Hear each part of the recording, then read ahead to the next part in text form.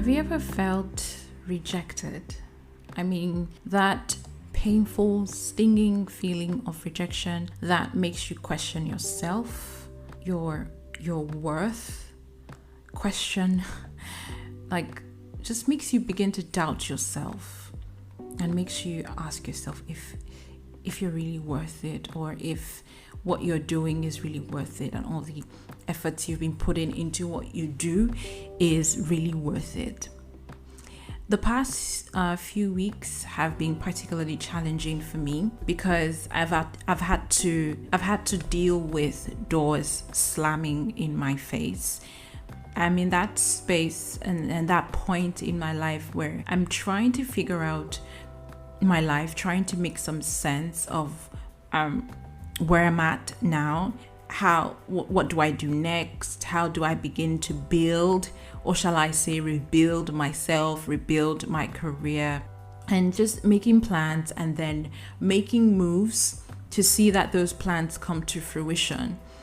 But lately it feels like at every turn I'm greeted with rejection, and that can be hard, that can be challenging. And if you're listening to this, you probably understand what that feels like. You probably have a story or two to share about rejection. So hey people, welcome to another episode of Life Lessons with Law. My name is Loretta, and on this space I like to have honest, open, authentic, heart-to-heart conversations on love, life, faith, womanhood, and all the grey in between. A major shout out to you for listening today. It means the world to me that you chose to spend this time with me. Thank you. And just in case you hear the machine whirring in the background, I'm actually doing laundry as I do this. So, because of course you have to multitask, you always have to find your way. So anyway, so today I want to share about what I'm learning about rejection. And this is something I believe everyone goes through at some point in their life. And to be honest, no matter how many times you go through rejection, the feeling is never pretty. It stings every single time. Like,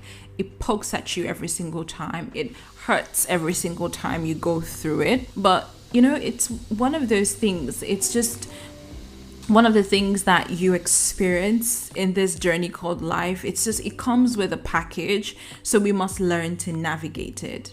Rejection can come in different ways, in different forms, at different points in your life, in different aspects of your life. It can be in your career, it can be in your relationships, in your family or your business. It can come in different ways, different shapes, different forms. I think that one of the major lessons that I am learning about rejection is that it typically leaves you with a choice. And it's not always obvious at first, especially when you're going through that emotion, that hurt and that pain, of being rejected. You almost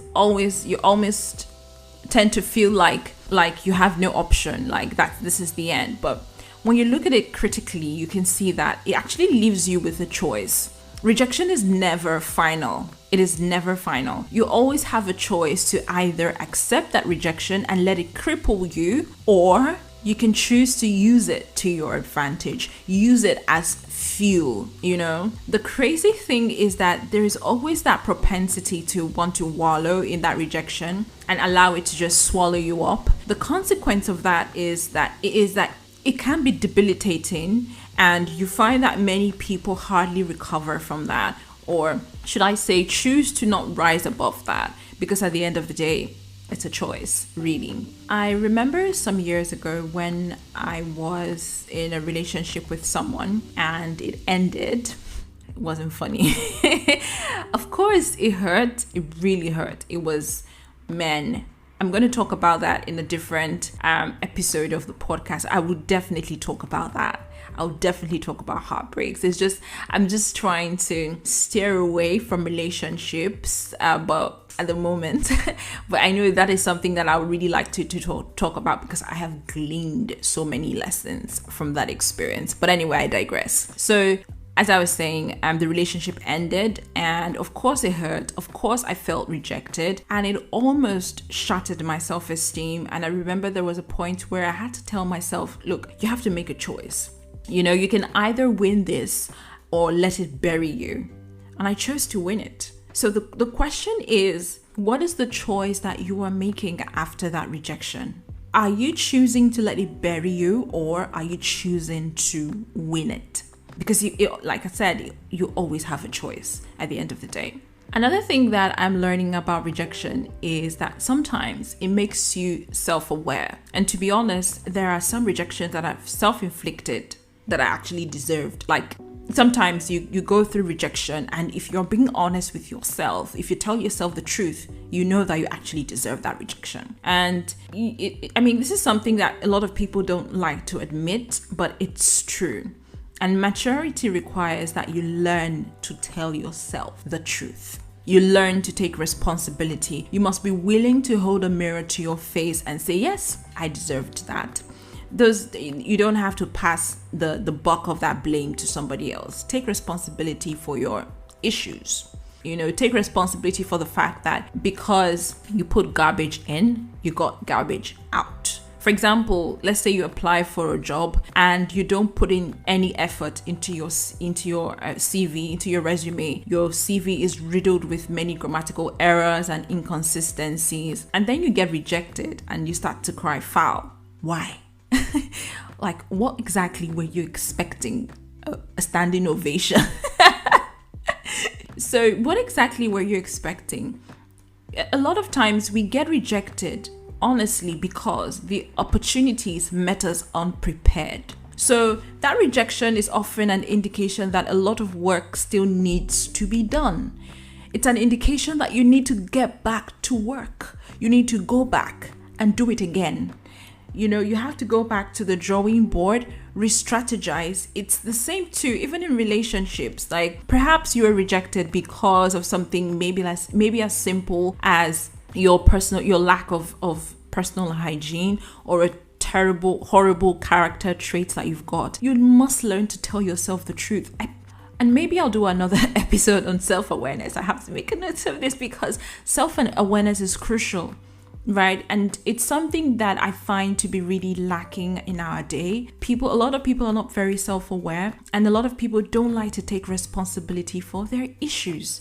Right? You owe that to yourself. You must be able to admit to your own faults. Once you're able to do that, half the battle is won. So go back and work on it. One other point that I want to make is that a lot of times too, rejection is not your fault. I think it is essential to highlight this because, you know, as humans, we have this tendency to sometimes internalize our failures. And there's always that voice in your head that tells you it's your fault. You're not good enough. But that's not always the case. There could be a billion other reasons why you were rejected. There could be tons of reasons why you didn't get that promotion or that job or that relationship didn't work. And many times it's actually not really about you. It's not really about something being wrong, quote and unquote, with you. A lot of times there are things that are outside your locus of control that could be the reason why you were rejected. You know, don't let one setback or a couple of setbacks be the reason you decide not to press on. It's just like what Paul said in the Bible. One thing I do, I press on. You have to learn to press on, regardless of the setbacks, regardless of the rejections, because again, many times it's really not about you. And I say this as I say this, I'm actually also speaking to myself, because believe me, it is so hard. It is really hard. But yeah, it's important to highlight that. It's hard to keep trying and to have doors get slammed in your face every time you try. But one thing that I tell myself is that God is with me and He works everything out for my good. And I know that at the end of the day, I'm not alone, right? And I don't want to sound preachy, but this is something that I believe. Regardless of the circumstance, regardless of the rejections that I face, I know that God is with me. and I'm not going alone. And I think this is one of the beautiful things of knowing God, of believing God, and just trusting Him. Of course, it's hard to be able to say, okay, God, you know what, this is how I feel about being rejected in this particular scenario, this particular situation, or this particular aspect of my life. But at this moment, I'm choosing to trust you. I'm choosing to trust that you have my best interest at heart. I'm choosing to trust that even if everyone rejects me, that you will not reject me. You know, the Bible says that even my mother and my father can abandon me, but God will never abandon me. The Bible also says that God is close. He heals the brokenhearted and He binds their wounds. So you know that you are not doing this life alone, and that is such, you know, it gives you this feeling, this confidence, this feeling of certainty, knowing that you are not journeying alone, that God is with you, that God is by your side, that God will never leave you, that God will never forsake you, that you don't have to, you're not in the dark. Even if it feels like you're in the dark, even if it looks like you are in the dark, you are not in the dark. You're not alone. There is a fourth man in that fire. There's somebody with you, holding your hand, orchestrating events, causing things to align for you, and everything that he does for you. And so sometimes it's important to remember that, yes, you're not alone and God is with you, right? And again, I think that, yeah, that's one thing that we need to bear in mind. This knowing that strengthens you to keep pushing, strengthens you to keep going. Finally, because I said I was going to make this really short. So yeah.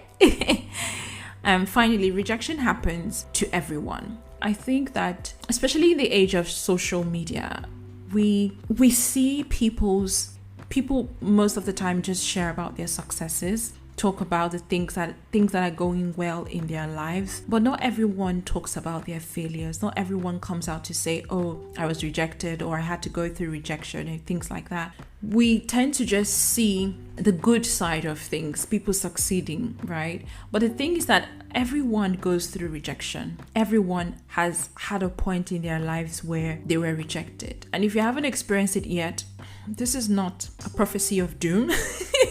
It is not a prophecy of doom, but it will happen. Yeah, it will happen. It's like I said, it comes with a package. It's part of life. So it will happen. And what I want you to understand is that everyone goes through it. Even most of the most successful people that you know have at some point had to deal with rejection in their lives. Like when you think of it, even Jesus Christ was rejected. The Bible said that He came to His own and His own did not receive Him. He was rejected. He was even crucified. Like, so if Jesus was rejected, like, man, who are you? You know, it's part of life. It's one of those things that you just go through in life. Again, like I said, it's not really about the rejection itself, but what do you do with it? That's the question that I want you to think about regarding this topic. It's not really about the rejection, it's about what you do with it. So what are you going to do about it? What are you going to do about it? I'm just going to leave that with you and just, give you the chance to just think about that. And yeah, and that's it for today. I hope you enjoyed it. Thank you so much for listening in. I hope you had a great time listening. If you enjoyed listening to this episode and you would like to share your feedback with me, please shoot me an email at lifelessonswithlaw@gmail.com. In a couple of weeks, we're going to get our social media channels up. Just still fine-tuning all of that. See how that all works out. But yeah, baby steps. Again, thank you so much for listening, and if this is your first time listening, thank you. And if you found this really insightful and you know one or two people that you think would greatly benefit from what we have shared today, please do not hesitate to share this with them. Thank you so much, and I'll see you again in the next episode. Sending you all of my love, sending you warm hugs from here, and wishing you all of the best, and wishing you a lovely, lovely, lovely week. Thank you. Bye.